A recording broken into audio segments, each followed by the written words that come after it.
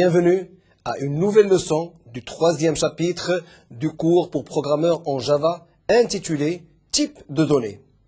Alors avant d'entamer cette leçon, je vais encore faire un rappel sur ce que c'est qu'une programmation, sachant que pour pouvoir programmer, il faut savoir d'abord réserver des cases en mémoire, et puis bien sûr savoir utiliser et travailler entre ces cases en mémoire. Alors la réservation reste une chose très importante, donc c'est pour ça qu'on va voir au niveau de cette leçon les types de données qu'il y a avec leur déclaration et comment maintenant ça se passe au niveau de la mémoire. Et au niveau de la programmation qu'il y a entre ces cases mémoire, vous avez la possibilité de programmer vous-même ces programmes, comme vous êtes sur un langage qui est complètement orienté objet, vous pouvez trouver énormément de classes qui sont disponibles. Lorsque je dis classe, ça veut dire que c'est des applications qui ont été déjà faites sans vous soucier de la conception de ces applications-là et qui exécutent un petit peu de ce dont vous avez besoin.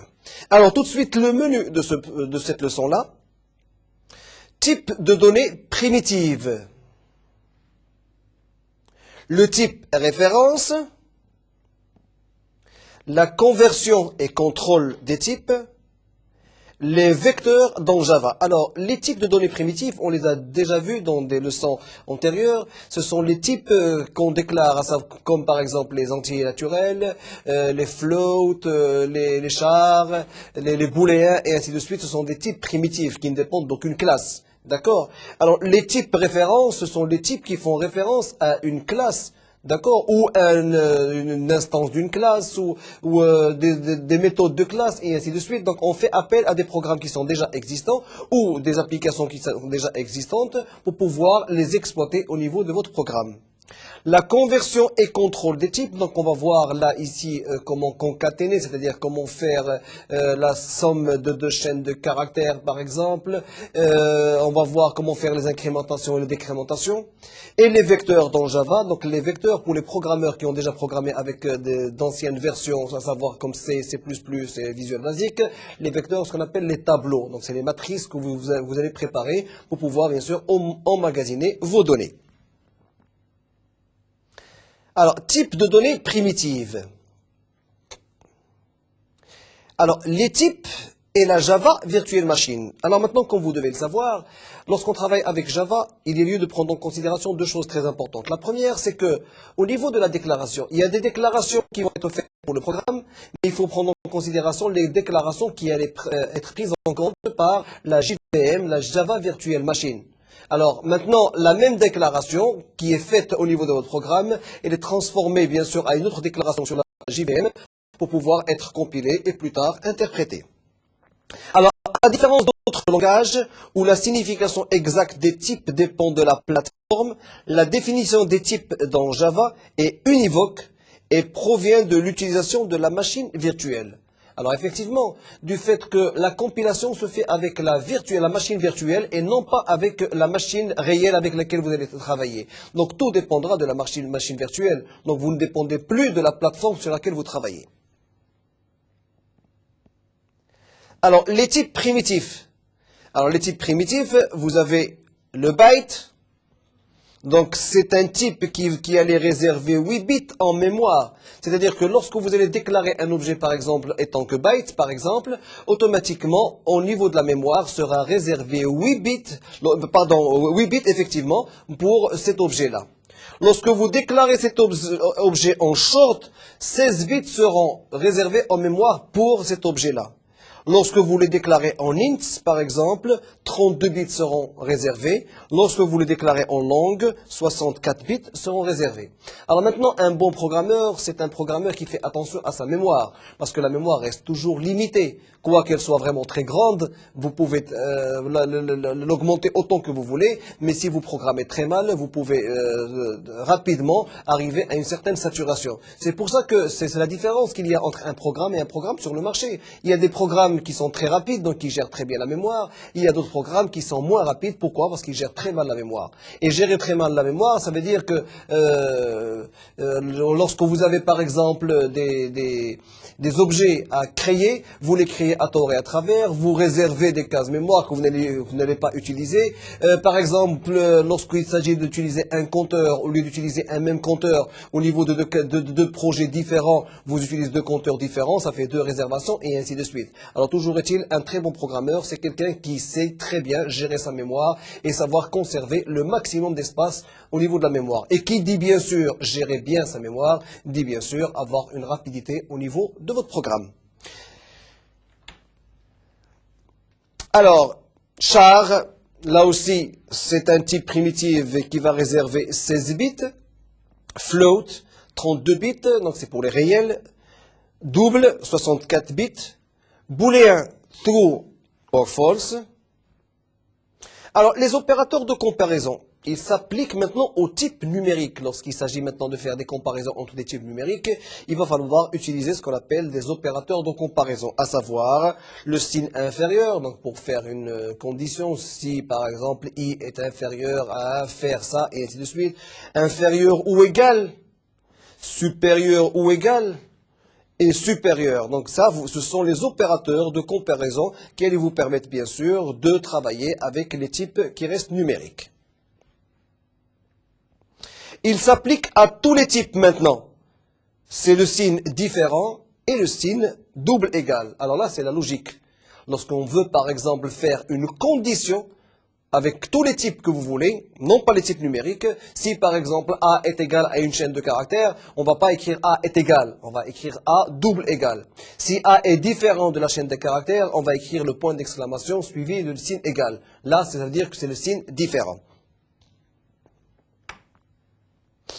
Alors, les opérateurs entiers, vous avez les unaires, à savoir le plus et le moins. Vous avez les 4 opérations de base, l'addition, la soustraction, le produit ou la multiplication et la division. Vous avez le reste de la division entière. Alors là, au niveau des programmeurs, c'est très important pour, bien sûr, des petits programmes où on a besoin de savoir le reste d'une division. Il est pratiquement nécessaire d'avoir une commande ou un opérateur qui nous permette d'avoir le reste de la division. Là, c'est le pourcentage. L'incrémentation et la décrémentation. Alors, comme on l'a déjà vu au niveau de la leçon précédente, pour pouvoir incrémenter un compteur, qui dit un compteur dit une case mémoire, qui sera incrémentée de plus 1 ou décrémentée de moins 1. Alors, pour pouvoir l'incrémenter, on utilise les signes plus plus ou les signes moins moins dans le cas de la décrémentation. Les décalages, alors là, c'est pour pouvoir bien sûr manipuler les registres. Alors vous avez des décalages 2 fois à gauche, c'est-à-dire 2 fois inférieur, 2 fois à droite, c'est 2 fois supérieur, 3 fois à droite, 3 fois supérieur. C'est pour pouvoir bien sûr décaler les bits. Lorsqu'il y a lieu d'insérer par exemple un bit au niveau d'une certaine position au niveau de votre registre, on utilise bien sûr les opérateurs à décalage. La logique bit à bit, là aussi vous avez des signes qui allaient vous permettre de travailler avec une certaine logique, mais avec les bits. Vous avez le signe, par exemple, approximatif, le signe AND, le signe, bien sûr, séparation, ainsi que le signe chapeau. Alors, les opérateurs virgule flottantes. Là aussi, vous pouvez utiliser les opérateurs unaires, à savoir le plus et le moins. Les 4 opérations de base, à savoir l'addition, la soustraction, la multiplication ou le produit, et puis la division, pour le rapport, et le reste de la division avec bien sûr le signe pourcentage, ce qu'on appelle une division tronquée. L'incrémentation et décrémentation se fait aussi par les plus plus et moins moins.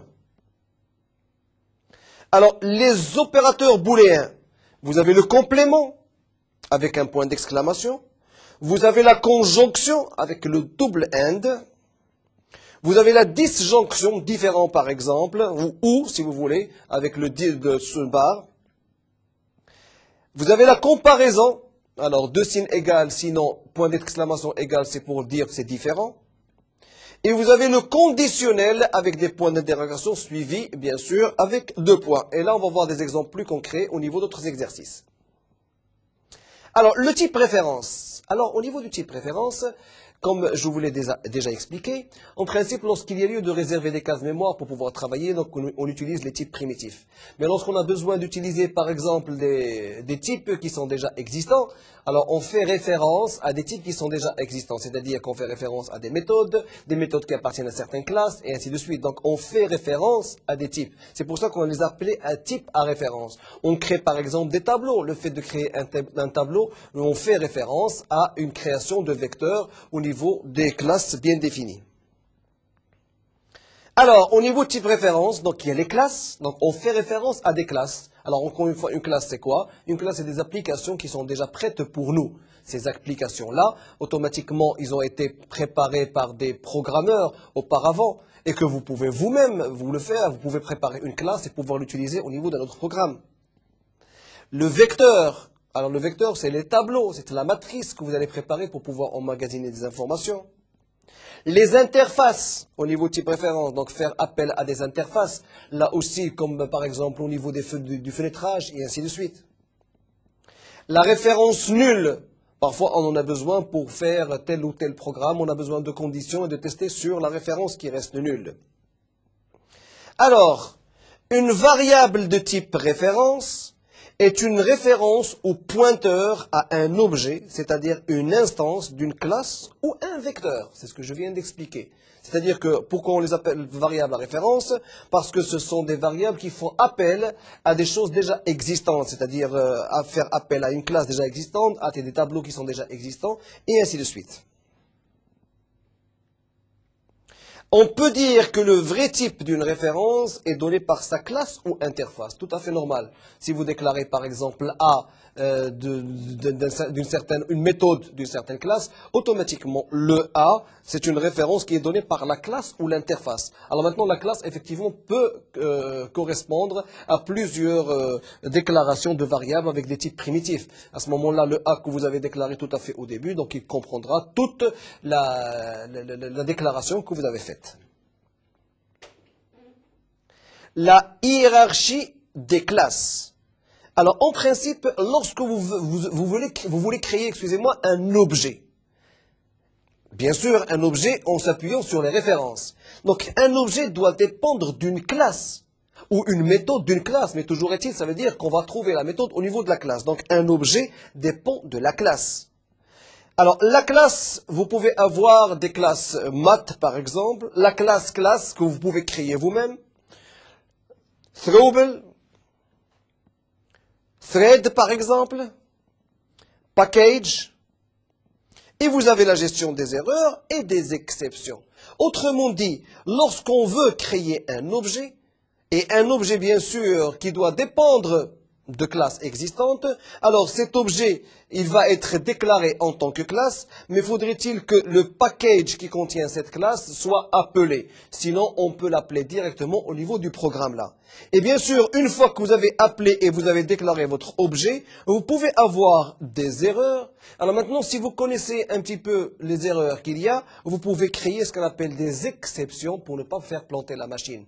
Et là, c'est une chose qui est très forte au niveau de Java. Il vous donne la possibilité de créer des exceptions, c'est-à-dire lorsque, par exemple, vous avez une division par zéro ou une erreur, et que vous êtes conscient que vous pouvez avoir des erreurs au niveau de telle ou telle application, vous créez ce qu'on appelle des exceptions pour pouvoir ressortir avec un message d'erreur pour vous donner la possibilité de soit corriger le problème, soit enregistrer votre programme et ainsi de suite, mais ne pas planter votre machine. Alors, la classe Object, cette classe est la superclasse de toutes les classes. Et ça, c'est très important. Pourquoi? Parce que c'est une classe qui regroupe un petit peu énormément d'autres classes et qui vous donne aussi la possibilité de créer d'autres classes et ainsi de suite. Donc, la classe Object, c'est pour ça qu'elle est appelée toutes les autres classes. C'est la superclasse de toutes les autres classes. Alors, c'est une variable de type objet qui peut contenir une référence à tout objet, qu'il s'agisse d'une instance, d'une classe ou d'un vecteur, c'est-à-dire un tableau. La classe string. Alors, contrairement à d'autres langages de programmation, au niveau de tous les autres langages de programmation, string reste une déclaration, c'est-à-dire un type primitif. C'est-à-dire que lorsque vous faites une déclaration en integer, en réel, en booléen, tout ce que vous voulez. Mais lorsque vous avez besoin de déclarer une chaîne de caractères, vous la déclarez en type string. Au niveau de Java, string reste une classe. Donc, ce n'est pas une variable primitive. Au contraire, c'est une variable à référence. Donc, lorsque vous voulez déclarer une variable de type string, ça veut dire que vous allez faire référence à une classe string qui existe déjà. Et cette classe string, bien sûr, elle est dotée de plusieurs méthodes qui vont vous être utiles au niveau de votre programmation. Alors, une instance de cette classe représente une séquence de caractères Unicode. Alors, la classe string, c'est un objet string à une valeur constante qui est immuable. C'est tout à fait normal. L'opérateur de concaténation plus crée de nouvelles instances de string. Alors, comme je vous ai expliqué lors de leçons précédentes, vous avez la possibilité de concaténer deux chaînes de caractères avec le signe plus. Sachant que le signe plus, bien sûr, n'ajoute aucun espace, vous pouvez concaténer entre deux chaînes de caractères et créer, bien sûr, une nouvelle instance de la classe string. Alors, on va voir maintenant les déclarations. Les types sont employés pour déclarer des variables locales, des variables membres de classe et des arguments de méthode. Alors, comme je vous l'ai déjà expliqué, s'il s'agit maintenant de déclarer un objet comme type primitif, donc là il n'y a pas de problème, vous allez faire une variable locale, c'est-à-dire que vous allez faire une réservation en mémoire de ce type-là, de cet objet-là, et cette réservation prendra autant d'octets que si par exemple vous utilisez le int, vous déclarerez 32 octets, ces 32 octets vont être réservés en mémoire. Si vous utilisez par exemple un autre type, vous allez avoir un nombre bien précis d'octets qui allait être réservés en mémoire, et ainsi de suite. Alors, les variables membres de classe, donc on va voir comment faire une déclaration de variables membres de classe, c'est-à-dire comment faire appel à une classe, sinon faire appel à une méthode d'une classe, et ainsi de suite, et les arguments de méthode. Alors, déclaration, les arguments de constructeur. Vous avez les résultats de méthode. Alors, les résultats de méthode, c'est tout à fait normal. Si, par exemple, vous avez une méthode mathématique, par exemple, cosinus, sinus, la racine carrée. Alors, lorsque vous appliquez une racine carrée, pour un argument bien précis, ça veut dire que vous en attendez en retour un résultat. Donc, les résultats de méthode sont récupérables au niveau de variables, au niveau de votre mémoire. Paramètres de gestion d'exception. Alors là aussi, c'est comme j'ai expliqué tout à l'heure, c'est qu'au niveau de votre programme Java, vous pouvez à tout moment vous pouvez pas être à l'abri de problèmes ou d'une erreur au niveau de votre programme. C'est-à-dire que votre programme peut planter à n'importe quel moment, causant des désagréments, à savoir planter le programme ou planter toute la machine qu'il faut redémarrer. Alors maintenant, tout en prenant en considération tous ces problèmes-là, vous avez la possibilité de gérer ce qu'on appelle des exceptions. C'est-à-dire en cas de ce problème-là, avant de pouvoir faire planter la machine, vous allez recevoir un message d'erreur qui allait vous permettre de sortir correctement de votre programme, de le sauvegarder et ainsi de pouvoir débloquer la situation. Alors, la syntaxe d'une déclaration de variable, type identificateur, c'est-à-dire que le type, par exemple, s'il s'agit d'un type integer, on écrit int et puis le nom de l'objet que vous avez. Donc, int a, point virgule. Ça veut dire que vous allez me réserver au niveau de la case de la mémoire 32 octets pour l'objet A. Donc, c'est comme ça qu'on les déclare. Alors, exemple, int compteur. Alors, compteur, c'est le nom que vous avez donné. Vous pouvez appeler ça compteur, vous pouvez appeler ça toto, vous pouvez l'appeler comme vous voulez, mais il est déclaré en int. Alors, int, c'est ce qu'on appelle des types primitifs. Alors, pour déclarer les types primitifs, il suffit de le faire de cette manière-là, c'est-à-dire qu'on avance d'abord le type, puis votre identificateur, qui reste votre objet. Alors maintenant, cette fois-ci, une variable référence se déclare ainsi. Lorsque vous avez besoin, par exemple, de faire une déclaration à une référence, via une référence, vous avez la référence que vous avez, ref A classe par exemple, et vous faites référence au nom de la classe. Si par exemple vous avez une classe bien précise qui est déjà prête, qui contient un programme que vous voulez réutiliser, vous déclarez la classe que vous voulez et vous la déclarez sous la classe qui est déjà existante. Alors, type, par exemple, entre crochets, ref à vecteur, ça c'est pour les vecteurs et les tableaux. Nom de l'interface, ref à interface, donc ça c'est le nom, bien sûr, de l'objet que vous voulez créer, et ça c'est le nom, bien sûr, de l'interface qui existe déjà.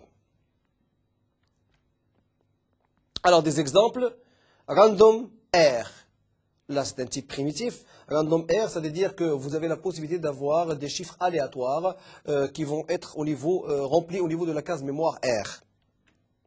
Double, valeur, ça veut dire que vous allez déclarer une variable qui s'appelle valeur en tant que variable double, c'est-à-dire qu'il va réserver un certain nombre d'octets au niveau de la mémoire qui vont recevoir, bien sûr, des chiffres qui sont réels. Comparable clé, là aussi c'est la même chose. On déclare une variable ou un objet clé. Alors le type, c'est le type comparable. Alors les opérateurs de référence, accès à une variable membre. À ce moment-là, on fait appel à la référence, ça peut être une classe, d'accord, ça peut être des arguments, ça peut être une méthode et le nom du champ que vous voulez. L'invocation d'une méthode, automatiquement, donc on fait référence à la classe, point la méthode avec bien sûr des accolades. Si par exemple on a besoin d'appeler la méthode SQRT, la racine carrée, donc on fait d'abord appel à la référence, c'est-à-dire la classe math, point SQRT, qui est la racine carrée, c'est la méthode, et entre parenthèses, j'écris mon argument, c'est-à-dire la formule ou le chiffre que je voudrais calculer sa racine carrée. Alors, l'instance of, c'est un opérateur pour déterminer le type exact de l'objet, d'un objet n'importe lequel. Alors, on va prendre un exemple. Alors, on peut écrire if n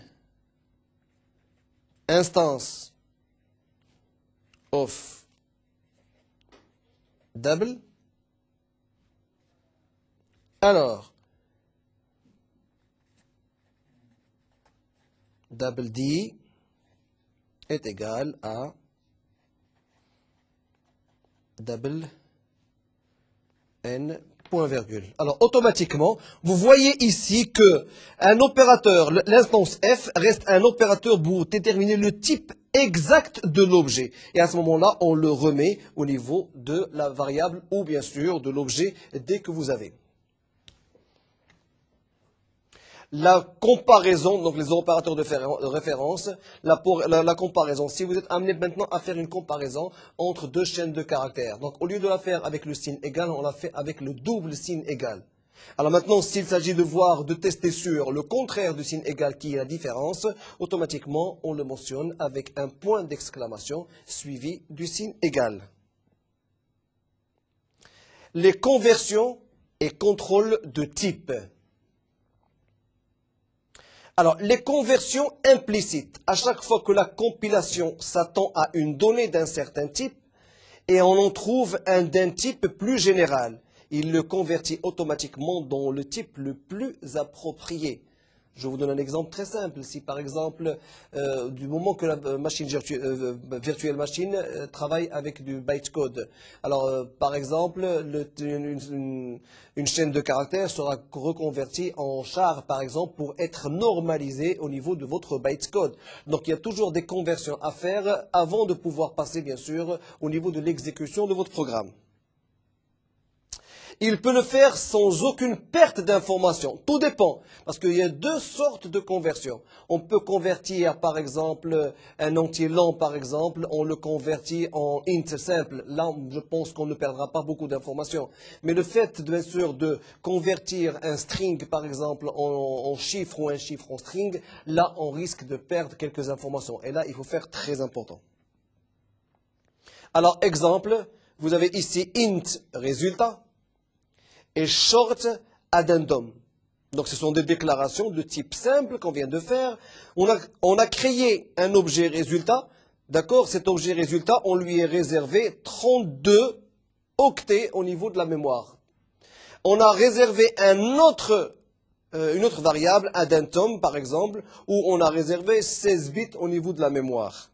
Alors maintenant, ce qui est lieu de faire, regardez, c'est que addendum reçoit 3 et résultat est égal à addendum plus 2.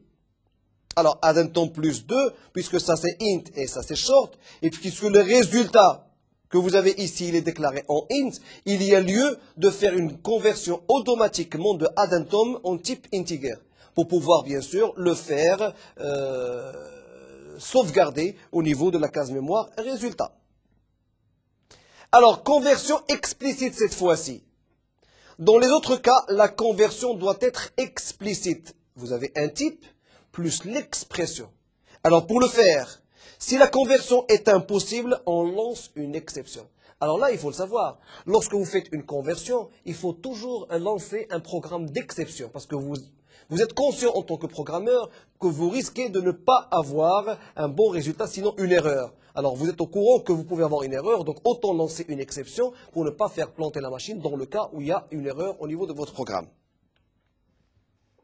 Exemple, vous avez une première variable ou un premier objet résultat qui sera déclaré en int. Vous avez une deuxième variable addendum qui sera déclarée en double, sachant que double c'est un réel. Alors maintenant, addendum est égal à 3,14, donc le pi. Et le résultat qui est ici, il est déclaré en int.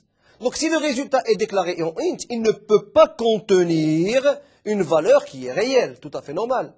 Alors qu'est-ce qu'il y a lieu de faire? Donc on écrit que le résultat est égal à 2 plus int de addendum. Donc le type de addendum, ça veut dire que nous voulons avoir int de addendum, la valeur entière de addendum. Alors si vous prenez la valeur entière de addendum, ça veut dire que vous prenez le chiffre 3 et tout ce qui est après la virgule sera ignoré. Automatiquement, le résultat contiendra le chiffre 2 plus le 3 ici, c'est la valeur entière de ce chiffre-là qui sera en 5.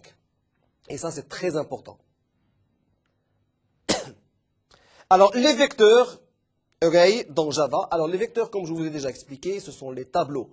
Alors, les tableaux sont les matrices. Alors, généralement, pour pouvoir organiser les données correctement au niveau de la mémoire, et pour vous éviter de faire plusieurs déclarations, il y a lieu de déclarer des tableaux avec des indices avec lesquels vous pouvez travailler, et là où vous pouvez emmagasiner, et puis en sortir les informations comme vous voulez et quand vous voulez. Alors, la déclaration. Alors, une référence à un vecteur dans Java se déclare ainsi. Le type et puis l'identificateur. Ça veut dire quoi le type? Nous voulons par exemple créer un tableau d'integer par exemple. Alors, un tableau d'integer, on va l'écrire ainsi. Alors, int, entre crochets, A. D'accord? Alors là, je déclare un tableau d'integer. Donc A, c'est le tableau d'integer. Alors maintenant, à l'intérieur de votre tableau, vous pouvez écrire 10 par exemple. Alors, si vous écrivez 10, par exemple, ça veut dire que vous allez déclarer un tableau de 10 cases qui va s'appeler A. Où cette première case sera A de 1, cette deuxième case sera A de 2, et ainsi de suite. Peut-être qu'il commencera à partir de 0, tout dépend de la déclaration que vous avez faite. Mais toujours est-il, avec ça, nous avons un tableau qui est très simple et qui peut éventuellement nous aider même au niveau du remplissage de ce tableau-là, en effectuant une boucle qui pourrait bien sûr effectuer ce travail-là.